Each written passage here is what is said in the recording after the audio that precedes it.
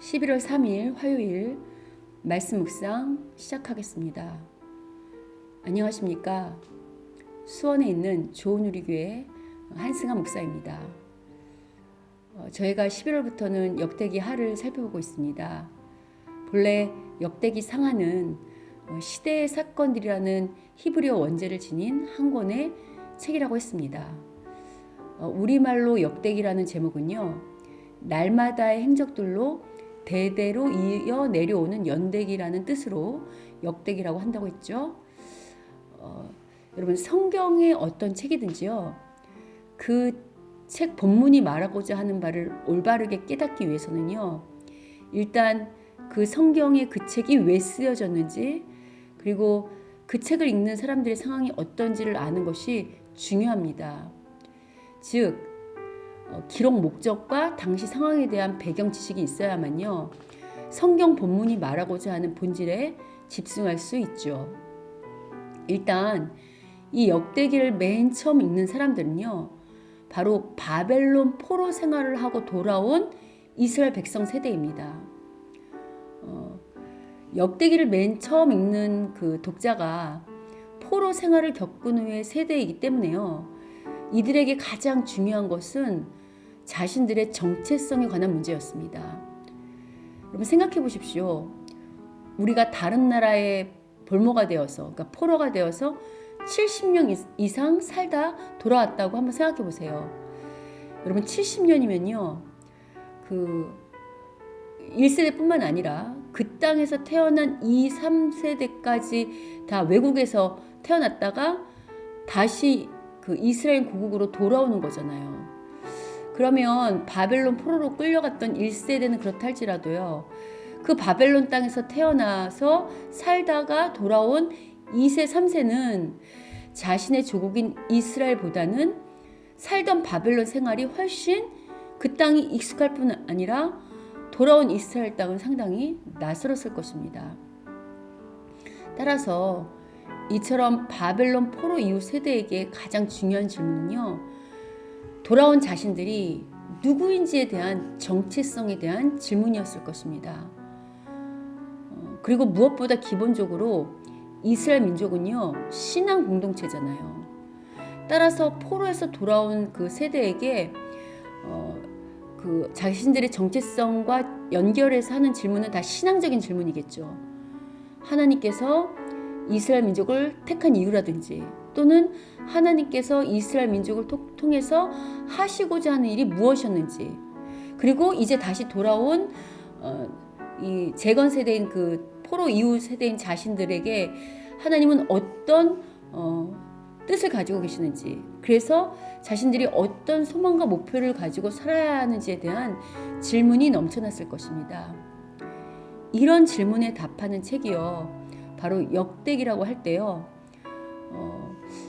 역대하가 시작부터 성전 건축의 이야기를 한다는 것은 주목할 만합니다.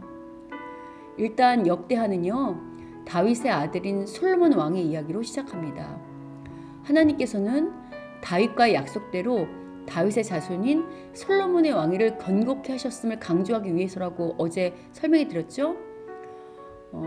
앞서 언급한 대로요, 역대기는 바벨론 포로에서 돌아온 그 재건 세대를 대상으로 하고 있기 때문에요, 포로 시대 이후 이스라엘은 자신들의 멸망이 하나님과의 약속을 어기고 불순종한 삶을 산 것 때문임을 이미 알고 있습니다.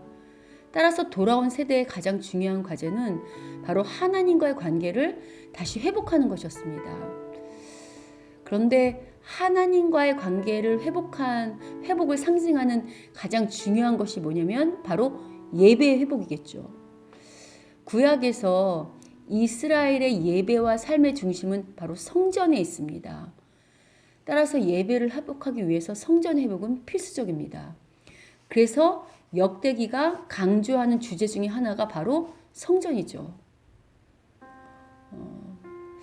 하나님과의 관계 회복이 시급한 이 재건 세대들이 가장 먼저 재건해야 하는 것 역시 바로 성전입니다. 그래서 역대기는요, 성전을 강조하며 솔로몬의 이야기로 시작하는 역대하 역시 성전의 이야기를 강조하고 있는 것입니다. 여러분 솔로몬 왕에 대한 이야기가요. 역대하의 1장부터 9장까지 등장합니다. 그런데 2장부터 7장까지가 성전 건축에 관한 이야기예요. 거의 6장에 가까운 이야기가 다 성전 건축에 관한 이야기죠. 아울러 성전 건축을 준비하는 다윗 이야기를 역대상 22장부터 마지막 장인 29장까지 하는 것을 볼 때요. 역대기가 얼마나 성전을 강조하는지 알 수 있습니다. 열왕기에서는요. 하나님께서 솔로몬에게 지혜를 주신 이유가 백성을 잘 통치하기 위한 지혜임을 강조하고 있습니다. 그래서 여러분 열왕기상 3장에서 하나님께서 솔로몬에게 지혜를 주신 이유가 실제로 백성을 잘 다스리기 위함이었음을 증거하기, 그렇게 증명하기 위해서요. 지혜를 받은 바로 다음 문맥에, 그 열왕기 3장에 지혜를 받은 다음 문맥에요. 그 유명한 아이를 반으로 나누라는 판결로 진짜 엄마를 찾아주는 이야기가 등장하는 것입니다. 그런데 역대기에서는요. 하나님께서 솔로몬에게 지혜를 주신 목적이 성전 건축 때문인 것으로 말하고 있습니다. 역대하 1장에서 하나님께서 솔로몬에게 지혜를 주셨잖아요. 그리고 이후 바로 역대하 2장, 어제 우리가 살펴본 역대하 2장에서 솔로몬이 하나님께 받은 지혜로 성전 건축을 준비한다고 바로 이어가죠. 그리고 오늘 본문인 3장에서는 성전 건축을 시작합니다. 일단 오늘 본문 1절에서요. 성전 건축의 터는 모리아산입니다. 여러분 모리아산 하면 떠오르는 이야기 있으시죠? 모리아산은 이스라엘의 조상인 아브라함이요. 독자 이삭을 바치라고 했을 때 그 하나님의 명령에 순종했던 장소가 바로 모리아산입니다. 그런데 그때 하나님께서는 그렇게 온전히 순종한 아브라함을 위해서요. 친히 다른 제물로 예비하셨습니다. 또한 모리아산은요. 훗날 오늘 본문 1절에 등장하는 것처럼요. 오르난의 타작마당이 됩니다. 이곳은 어떤 장소냐면요. 다윗의 범죄로 인해 여호와의 사자가 심판의 칼을 들었을 때 다윗이 회개함으로 말미암아 심판의 칼을 멈추게 하신 은혜와 자비의 장소가 바로 이 모리아산입니다. 그때 다윗은 이 오르난의 타작마당에서 제사를 드렸고요. 그 이름을 여호와 하나님의 집이라고 했습니다. 그래서 오늘 솔로몬이 성전을 짓고 있는 그 성전터인 모리아산은요. 하나님 백성 편에서 볼 때는 온전한 순종과 회개가 이루어진 장소고요. 하나님 편에서 볼 때는 온전히 순종한 자에게 길을 예비하시고 축복하시고 또 회개한 자에게는 용서와 자비의 은혜를 베푸신 장소인 거죠. 무엇보다 오늘 본문 3절 이하에 등장하는 성전의 크기는요. 상당히 큰 규모입니다. 물론 어제 언급한 것처럼요. 솔로몬은 하나님이 인간 손으로 지은 건축물에 계실 수 없음을, 그런 곳에 갇혀 계시지 않는 그보다 큰 존재인 것을 압니다. 그럼에도 불구하고요. 우주보다 크신 하나님의 위대하심을 나타내기 위해 솔로몬은 그 성전의 규모를 아주 크게 웅장하게 짓는 것입니다. 또한 오늘 보면 4절 이하에 등장하는 성전을 세우는 엄청난 양의 금은 보석은요. 이미 이전에 다윗이 자신의 소유까지 다 바쳐서 준비한 것입니다. 이러한 이야기가요. 역대상 22장 이후에 등장합니다. 역대상 22장 이후에 보시면요. 다윗뿐만 아니라 모든 고관들과 이스라엘 백성들까지요. 이 성전 건축을 위한 준비에 기쁨으로 헌신하며 동참합니다. 마지막으로 오늘 본문에서 언약궤가 있는 지성소까지 약 10톤에 달하는 엄청난 순금으로 성전을 완공한 후에요. 성전 앞에는 야긴과 보아스라는 두 기둥이 세워집니다. 역대하는 성전 건축을 준비하는 2장부터요. 성전을 건축하는 것은 솔로몬의 지혜지만 실은 이 지혜를 주신 분이 하나님이시잖아요. 그러니까 실은 성전을 건축하는 것이 솔로몬이 아니라 하나님이심을 강조하고 있습니다. 이는요. 솔로몬의 성전 앞에 세워진 야긴과 보아스라는 기둥이 잘 말해주고 있습니다. 야긴의 뜻은 그가 세우신다는 뜻이고요.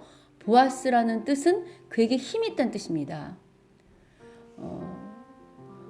앞서 언급한 것처럼 역대하가 성전 건축의 이야기를 강조하는 것이 포로에서 돌아온 세대가 하나님과의 신앙을 회복하기 위함이라고 지금 말하는 거잖아요. 그런데 이 성전의 그 건축 이야기를 이제 하면서 실은 이 성전 건축을 하는 것이 그 돌아온 포로의 그 세대의 힘이 아니고 친히 하나님의 힘과 능력으로 할 수 있다는 것을 이 성전 을 다 세운 그 두 기둥 야긴과 보아스가 말해주고 있는 거죠. 여러분, 이런 회복이라는 주제는요, 역대하 당시의 사람들만 필요한 것이 아니라요, 오늘날도 절실히 필요한 것 같습니다. 그런데 오늘 본문을 통해 이 회복이라는 주제를 오늘 말씀을 가지고 마치 성전 건축을 짓는 신앙으로의 회복으로 오용해서는 안 됩니다. 물론 성도들의 필요에 따라 교회 건물을 얼마든지 건축할 수 있습니다. 그러나 오늘날 성전은요, 결코 건물이 아닙니다. 오늘날 성전은 성도 자신인 동시에 성도들이 모인 교회 공동체죠.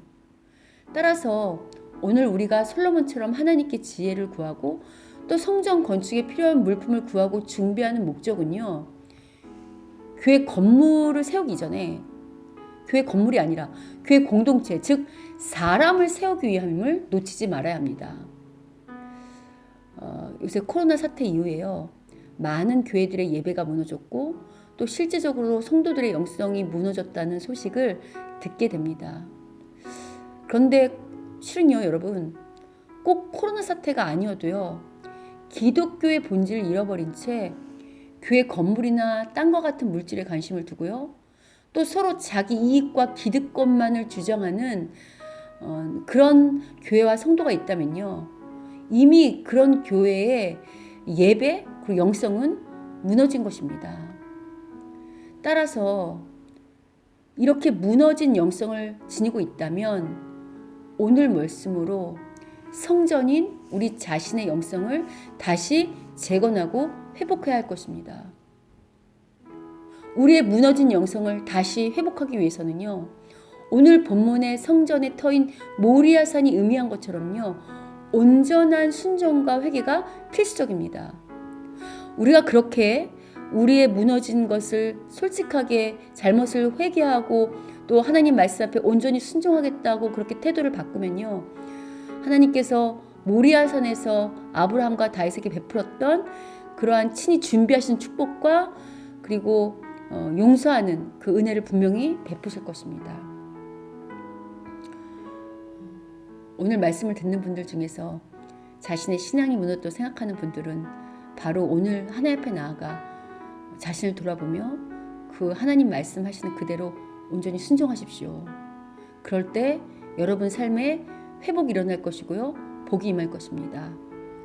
아울러 다윗과 솔로몬이 자신이 가진 모든 부와 지혜로 헌신하여 화려한 금은 보석과 웅장한 크기로 성전을 지을 만큼 오늘날 교회 공동체를 이루는 한 영혼 한 영혼, 한 사람 한 사람은 금은 보석보다 귀하고 성전보다 큰 존재들임을 기억하십시오. 오죽하면 하나님께서 한 영혼이 온천하보다 귀하다고 하셨겠습니까? 따라서 오늘날 하나님께서 우리에게 지혜와 부귀 영화를 주신 목적은요, 바로 내게 붙여주신 영혼을 사랑하고 교회 공동체 한 사람 한 사람을 세우기 위함임을 놓치지 맙시다. 물론 우리 힘으로 사람을 세우고 교회를 세우기는 어렵습니다. 그러나 우리가 정말 하나님을 사랑하는 마음으로 영혼들을 사랑한다면요, 오늘 본문에서 성전을 든든히 세우는 두 기둥인 야긴과 보아스가 의미하는 것처럼요, 하나님께서 당신의 힘과 능력으로 당신이 친히 사랑하시는 그 영혼들과 교회들을 든든히 세우실 것입니다. 특히 저와 다시 교회를 시작하는 좋은 우리 교회 성도님들은요, 정말 오늘 이 역대기 시대에 돌아온 포로들처럼 그런 심정으로 우리가 지금 다시 교회를 시작하고 있지 않습니까? 그런데 이럴 때 이런 말씀은 우리에게 참으로 큰 힘이 되죠. 하나님 우리를 다 정말 살아서 보시고 우리 마음을 헤아리시는 것 같잖아요.